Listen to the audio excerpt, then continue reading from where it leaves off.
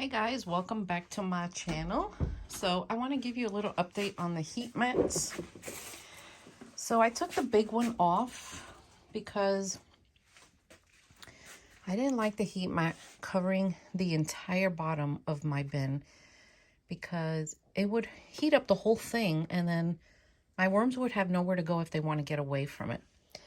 Now, I don't know what other worm farmers are doing, but this is just my personal instincts, and it just tells me that if they want to run somewhere to get away from the heat, they can't.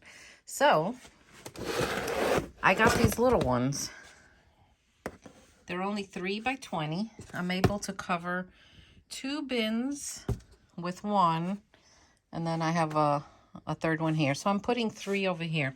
And I notice it gets warm in the middle, but the entire thing doesn't get hot, but it still makes the temperature. Let me go get my thermometer. So right now my room, the wormery here is holding at steady degrees. So at 70, it's holding at 70. So let's go check the bin. All right. So I had the big one on this one and I removed it. So I have the little one, the little heat mat now. And I'm going to show you that it's still warming up the content in here. This was 70 or less a few days ago. Oh, I have allergies today, guys. And it's going up. Let's do another section here. So it's holding steady at 75 because I have it on a timer. I also have a button on this heat mat that has kind of regulates the heat. So let me show you. Where is this one? So here we go.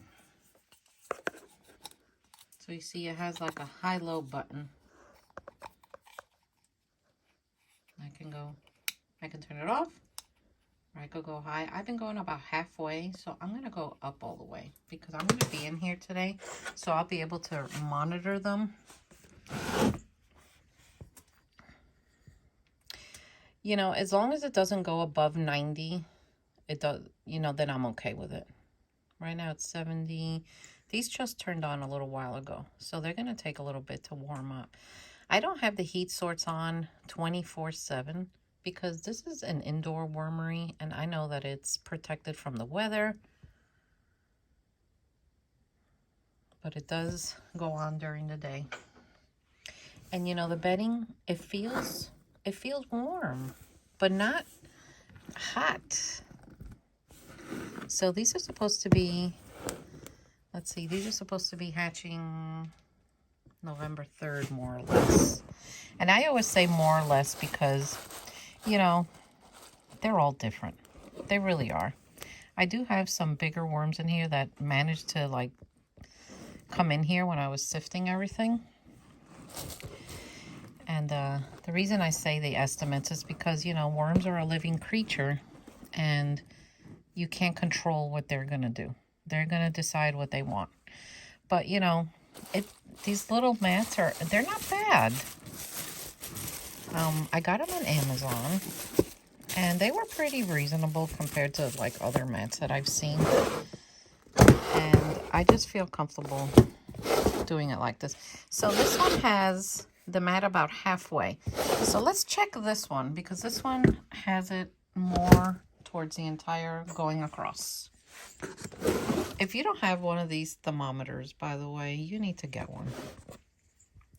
Every wormery should have some kind of thermometer so that you can have it handy because you never know.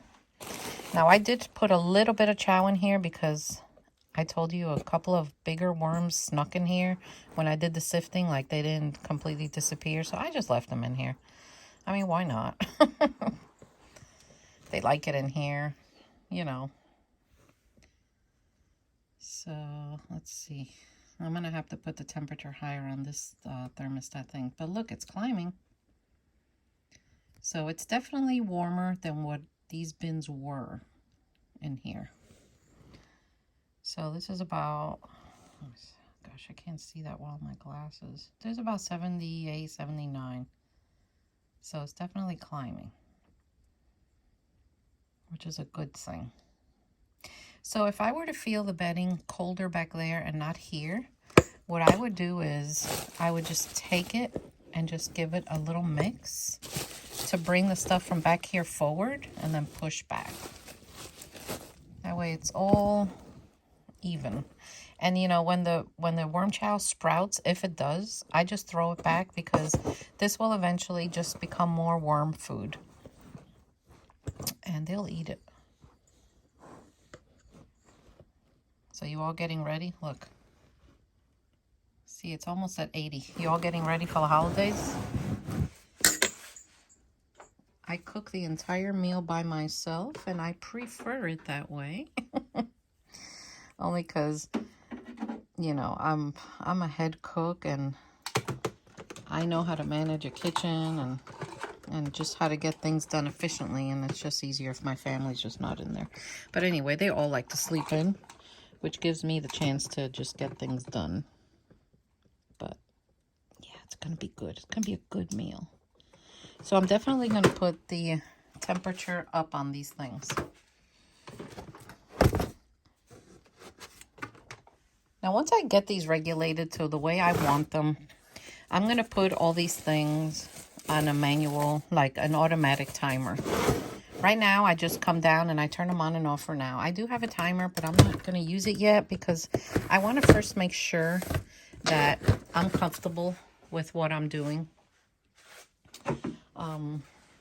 You know, guys, when you're worm farming, I mean, you got to just try anything and try what you think will work for you and what doesn't. And if it doesn't work, then try something else. It's not that you've made a mistake.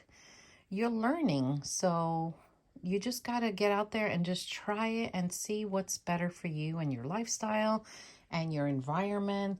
Because, you know, when you raise worms outside or in a cold garage, it's a whole different ball game than inside, like in a wormery like this. So you just got to do what's best for you. And don't be afraid to ask questions. You can ask me anything. And if I know the answer, I will tell you. I will guide you the best I can. Am I an expert? I don't know. I am a professional worm farmer, but that doesn't mean I know everything. I have made many mistakes. And if you look back at some of my videos, the new people that are here, I talk about my mistakes quite often because I don't want you guys to do the same, like, dumb things I've done. But, you know, that's how I've learned, by just trial and error. And, you know, through the years, like, oh, I know I can't do that. Oh, I know I could do that. And then I try to pass my knowledge on to you. So I know I have a lot of new subscribers, and thank you so much. I appreciate that. And, you know, I started out as a hobby. And this has been my hobby for like 20 years. But this past year, since last year, I started it as an official business. Because I have so many worms, like I have to sell them. But right now, we are building up the red wiggler stock. These are pure. There's no blue worms in here. And apparently that's what people want. So I'm building up the stock in order to sell them off. But that's a whole nother way of learning to do it, because you can't sell off your breeding stock, because then you'll have nothing to breed, which will mean nothing to sell. So that's a whole nother topic. But anyway, the ones that are pushed back here, they don't have anything in them. The ones that are forward, they got worms in them. So this is how, basically, just by giving a quick view, I know what's going on. Like these were pushed back. I don't know why. I guess when I fed them the other day, I didn't push them back forward. But these are due to hatch this day. So I don't know. We'll see. I'm gonna just keep going at this and see what happens. All right, guys. So I'll keep you updated on the heat, and I'll see you all next time. Take care.